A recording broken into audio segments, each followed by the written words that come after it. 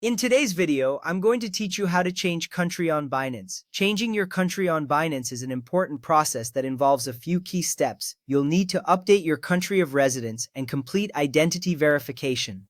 This is crucial because Binance does not allow you to switch countries simply by changing a setting in the app.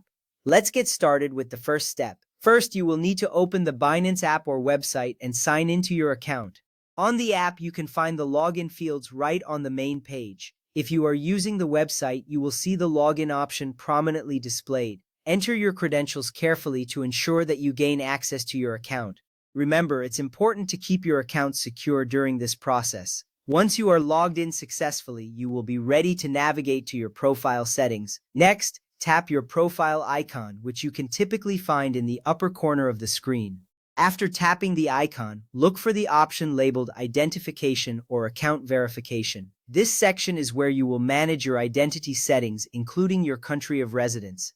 Accessing this part of your account is essential because it leads you directly to the information you need to change. Keeping your identity information up to date is vital for your account security and compliance with local regulations. Now, once you are in the Identification or Account Verification section, select Residential Address or Country/Region of Residence. This option will allow you to make the necessary changes to your country settings. Selecting the right option is key here as it ensures you are in the correct section to update your country. This step matters because it sets the foundation for the subsequent changes you will make to your account. After that, you need to choose your new country from the drop-down list provided. It's important to select the correct country that matches your current residence. This selection impacts the features and services available to you on Binance. So, take your time to ensure that you are making the right choice. Once you've made your selection, you will notice how the interface updates to reflect the new country. Next, enter your new address in the fields provided. Make sure to fill out this section accurately with the complete details of your new residence. This information is crucial for identity verification and compliance with local regulations. Double-check the spelling and ensure all information is correct.